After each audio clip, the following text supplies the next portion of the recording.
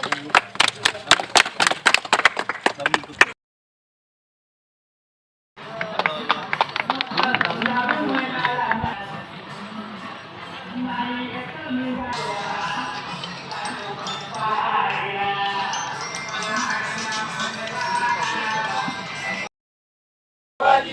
भवानी, जय शिवाजी, जय शिवाजी, जय भवानी, जय शिवाजी, जय भवानी।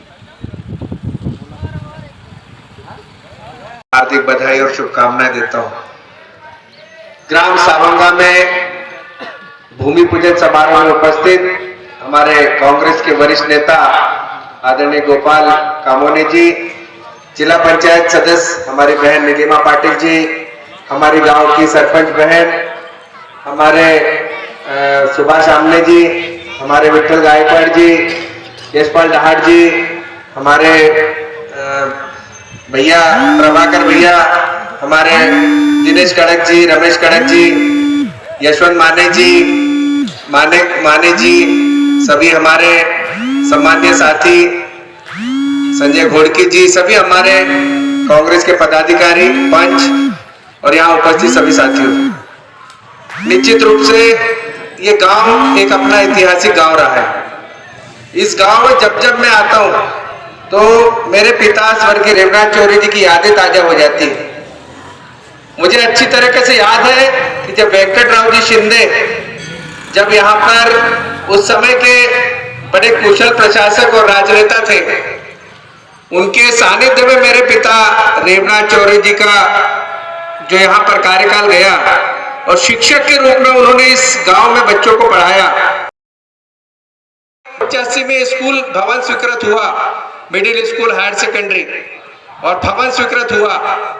तो जितने भी काम हुए, मुझे तो इतना याद है कि कांग्रेस के राज में, चाहे वो कांग्रेस के विधायक रहे हो, कांग्रेस के मंत्री रहे हो, कमलनाथ जी सांसद रहे हो, नकुलनाथ जी सांसद रहे हो, मंत्री रहे हो, उन सबके कार्यकाल में जो सौगातें मिली, मैं सबसे पहले तो इस सावंगा गांव के लोगों को बहुत बहुत बधाई और शुभकामना देता हूं कि सावंगा ने अपना एक इतिहास रचा है। इस गांव के लोगों ने हमेशा कांग्रेस का साथ दिया है। बुरा समय रहा हो, कांग्रेस का अच्छा समय रहा हो, हमेशा इस गांव के लोगों ने कांग्रेस के साथ कंधे से कंधा मिलाकर, और कांग्रेस के लोगों ने भी, चाहे वो विधायक रहे हो, जिला पंचायत सदस्य रहे हो, सांसद रहे हो, उन्होंने इस गांव को राशि देने का काम किया है। मैं नीलिमा पाटिल जी को बधाई देता हूं कि उन्होंने अपनी जिला पंचायत की राशि से 5 लाख रुपए का अतिरिक्त कक्ष का निर्माण कराने का जो राशि यहाँ जमा कराई, ये आपके सामने। दुधारा का उदाहरण दिया। जब दुधारा में चुनाव प्रचार कर गया था 2018 में, तब बहनें बता रही थी कि बोले आप विधायक जी इस गांव में पानी पिला दो तो हम आपको वोट देंगे। मैंने तब कहा था कि आप वोट देना मत देना, किसी भी पार्टी को वोट देना, जैसे विधायक जीत करके आऊंगा पानी की टंकी बनाऊंगा, घर घर में नल पहुंचाऊंगा, ये संकल्प भी मैंने किया। भारतीय जनता पार्टी के नेता आते हैं, जनपद पंचायत के अध्यक्ष, भ्रष्ट अध्यक्ष, 1 नंबर का भ्रष्ट व्यक्ति, 8 साल पत्नी रही, 5 साल खुद अभी हो रहे, 13 साल से भ्रष्टाचार का अड्डा बना के रखा है जनपद पंचायत को। और वो भ्रष्ट अध्यक्ष यहाँ पर आकर के क्या कहता है मेरे बारे में कि विधायक जी ने क्या दिया, कहता है कि नहीं कहता? मैं पूछना चाहता हूं कि भारतीय जनता पार्टी के 15 साल के नेताजी नाना भाऊ आपसे भी, और जनपद पंचायत के अध्यक्ष आपसे भी, जैसे ही आप गांव में घुसते हो सबसे पहले विजय चौरे का प्रवेश द्वार दिखता है आपको, प्रवेश द्वार। ये 3.5 लाख रुपए का प्रवेश द्वार हमने दिया। थोड़े दूर आगे कदम पे चलोगे तो विजय चौरे का यात्री प्रतीक्षालय दिखता है। ये भारतीय जनता पार्टी के उन नेताओं को बताना चाहता हूं। अरे नाना भाऊ, आपसे मैं पूछना चाहता हूं कि आप तो 15 साल विधायक रहे, मंत्री रहे, लेकिन वो जो ट्रांसफार्मर लगा था ना, एक डीपी लगी थी वहां, याद है आपको सबको? ट्रांसफार्मर लगा था, वहां 4-5 मकान है, छोटे छोटे बच्चे क्रिकेट खेलते थे, फुटबॉल खेलते थे, अप्रिय घटना होने का डर बना रहता था। पर हमने विधायक निधि से उसमें संशोधन कराया, 1.5 लाख रुपए देकर वो ट्रांसफार्मर भी वहां से हटाने का काम किया। ये कांग्रेस ने किया है। और केवल यही नहीं रुके हम, बच्चों को अच्छी शिक्षा मिले, अच्छा एजुकेशन मिले हमारे बच्चों को, 9वीं 10वीं 11वीं 12वीं के वो बच्चे हमारे स्मार्ट क्लास से डिजिटल पढ़ाई करें, उसके लिए हमने 2.25 लाख रुपए के स्मार्ट क्लास भी देने का काम किया। आप तो शिक्षा मंत्री थे, 15 साल तक सत्ता का सुख भोगा, कनान मैया से मालेगांव और सावंगा से रेत चोरने का काम किया आपने, लेकिन आपने एक स्कूल बिल्डिंग नहीं बनाई। आपने सावंगा में आज कमरे नहीं है। मेरे पास शिक्षक आए थे, बच्चे आए थे, बोले भैया बच्चों की संख्या ज्यादा है, हमको बैठने के लिए दिक्कत है और कमरे अलग से दो।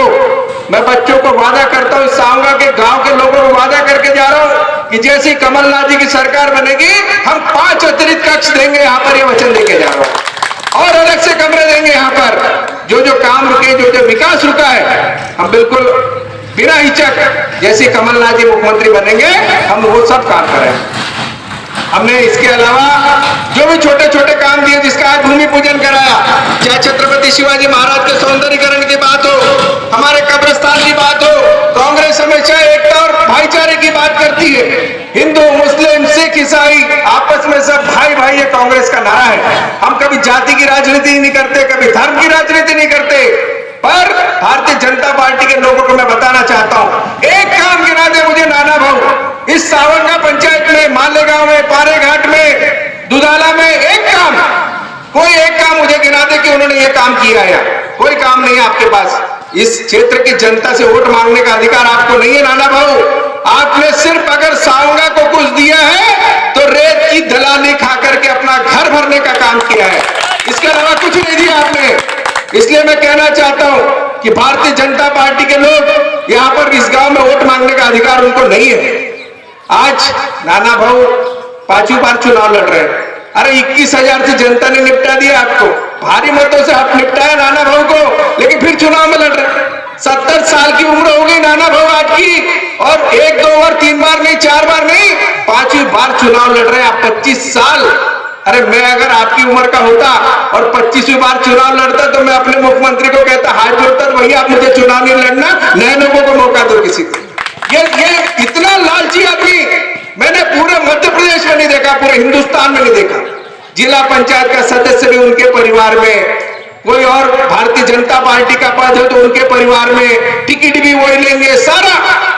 अरे आप चुनाव लड़ो, जीतो, कोई मना नहीं कर रहा है, पर आपने क्षेत्र को दिया क्या? इस कनान मैया का चीर हरण करने का काम। सावंगा के किसी लोगों को रॉयल्टी मिली? किसी को नहीं मिली। सावंगा का विकास कराया आपने, रेत का खदानों का पैसा आप अपने घर भरने का काम किया। सैकड़ों डंपर जा रहे, रोड की हालत देखो आप क्या हो गई है, बुरी हालत में, सड़क से गुजर नहीं सकते। वो तो भगवान हमारे साथ में भला कर रहा है कि जो पुलिया नहीं टूट रहा, नहीं तो इस गांव का लोगों का संपर्क खत्म हो जाता। ये 5 गांव जो यहाँ पर है, पुलिया अगर टूट जाए वो, तो ये सौसर और नागपुर और सावली नहीं जा सकते। गलत बोल रहा हूं? ये भारतीय जनता पार्टी के लोगों को नहीं दिखता। और भारतीय जनता पार्टी के नेता यहाँ कर आके कहते हैं कि विधायक ने क्या किया। अरे विधायक का हिसाब सामने। मैं तो कहता हूं कि सावंगा में आ जाओ, एक तरफ नाना भाऊ आप अपना मंच लगा लेना और एक तरफ मेरा मंच लगा लेना। आप अपने 15 साल का इतिहास बता देना और मैं अपने 5 साल का इतिहास बता दूंगा। हमने लोगों के सुख दुख में खड़े रहने का काम किया। मैंने नाना भाऊ मोहन की तरफ भ्रष्टाचार नहीं किया, मुझ पर कोई उंगली नहीं लगा सकता। मेरे पिता स्वर्गीय देवनाथ चौरे जी के नाम को कलंकित करने का काम मैंने नहीं किया। मैंने किसी अधिकारियों के घर में जाकर वसूली नहीं की। मैंने किसी फैक्ट्रियों से जाकर दलाली खाने का काम नहीं किया। मैंने रेत के अवैध धंधों में कारोबार में लिप्त होकर के अपने घर भरने का काम नहीं किया। मैंने अगर किया है तो इस क्षेत्र के लोगों की सेवा करने का काम किया, इस क्षेत्र के लोगों को भावनाओं को समझने का काम किया है। मेरे दरवाजे पर अगर कोई आता है रोते हुए तो उसके आंसू पोंछने का काम करता हूं। हाँ, मानता हूं मैं विपक्ष का विधायक हूं, आज मैं लड़ाई लड़ता हूं। अगर कोई अधिकारी नहीं सुन रहा है, कोई कर्मचारी नहीं सुन रहा है तहसील ऑफिस में, जनपद में, तो उसकी गाड़ी के सामने का सोने का भी साहस करता हूं। ये नाना मोहर तुम्हारे अंदर क्षमता नहीं है, ये हमने कर दिखाया। और इसलिए मैं कह रहा हूं कि हाँ, आपको वचन देकर के जा रहा हूं कि आपके गांव में पाई पाई का मैं काम कराऊंगा। यह आपको विश्वास के साथ आज इस मंच से बोल रहा हूं। सभी छोटे बड़े काम कराएंगे, चाहे कोई दिक्कत हो, परेशानी हो, और भी जो सड़क की बात हो, रोड की बात हो, गांधी जी के प्रतिमा के सौंदर्यीकरण की बात हो, हम सब करेंगे। लेकिन थोड़ा धैर्य रखिए। मेरे पास भी केवल 24 घंटे होते हैं और मेरे पास भी केवल 3 साल मुझे मिले काम करने के लिए। 2 साल तो मेरे कोरोना में चले गए।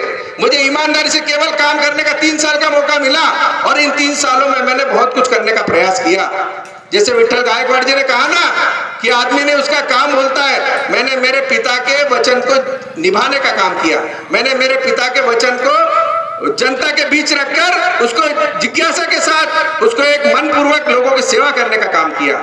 ये सब आपके सामने है। चुनाव आते जाते रहेंगे, आज कोई विधायक है, कल कोई और बन जाएगा, उसकी चिंता नहीं है, पर हम सबको कमलनाथ जी की तरफ देखना है। आज कमलनाथ जी प्रदेश के मुख्यमंत्री होते तो ये छिंदवाड़ा जिले का नक्शा कुछ और होता। आज कमलनाथ जी को मुख्यमंत्री बनाना बहुत जरूरी है। क्यों? कि आज बुधनी का मुख्यमंत्री आप पर दया नहीं करने वाला। अभी 1000 रुपए डाल रहे हैं, रेवड़ी बांट रहे हैं और सिलेंडर की बात कर रहे हैं। अरे मैं कह रहा हूं मुख्यमंत्री शिवराज सिंह जी, आप 18-19 साल से मुख्यमंत्री हो, कोई 1-2 साल से मुख्यमंत्री नहीं हो। 18-19 साल से लाडली बहना याद नहीं आई, 18-19 साल से सिलेंडर याद नहीं आया, 18-19 साल से और लोगों की चिंता याद नहीं आ रही। अरे चुनाव आ गया, 2 महीने बचे और लाडली बहना याद आ रही। समझ रही है हमारी बहनें। मेरी बहनों से निवेदन है कि ये मामा के जुमले पे मत जाना।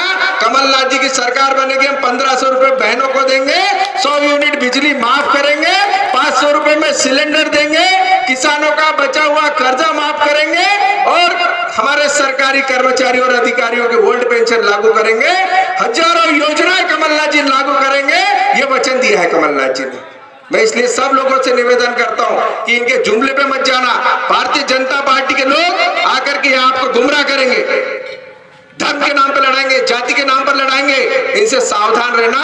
और मेरी बहनों, आपसे निवेदन करने आया हूं, लाडली बहना की बात करते 1000 रुपए और जीजा से बिजली का बिल कितना ले रहे? 2000, 2500 बिजली का बिल।